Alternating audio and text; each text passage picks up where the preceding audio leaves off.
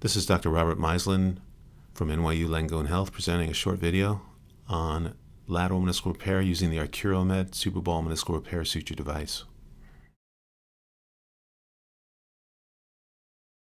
34-year-old male presented to the office experiencing a sharp pop pain to his left knee while playing soccer. Physical examination showed an effusion, flexion, extension of 125/-4 degrees.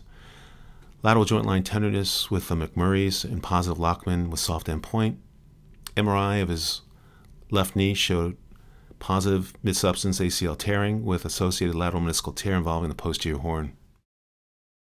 The lateral compartment was opened up with varus stress, and the lateral meniscal tear was quickly probed, delineating a L-shaped vertical longitudinal tear. Decision was made to proceed with repair with the Arcuro suture repair device. Important to the repair is being able to visualize the tensioning of the device. The first impaction with a 17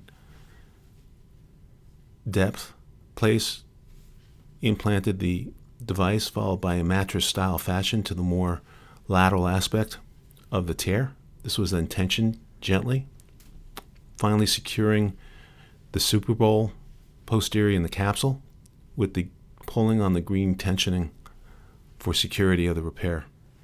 This brought excellent apposition to the repair site. Following positioning of the meniscal repair suture device on the superior leaf, the device was then placed on the inferior leaf, first impacting the more root aspect of the tear site, securing it, deploying, and then bringing it over to the more lateral undersurface of the posterior horn of the lateral meniscus.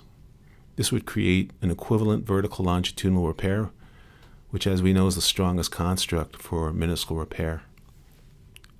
Again, the suture repair Arcuro SuperBall device is now tensioned, and then following release of the SuperBall is deployed. Decision was made to proceed with an additional Arcuro SuperBall meniscal suture repair device on the superior leaf, again brought from the more medial aspect of the meniscal tear and then brought lateral, again creating an additional mattress configuration for the repair.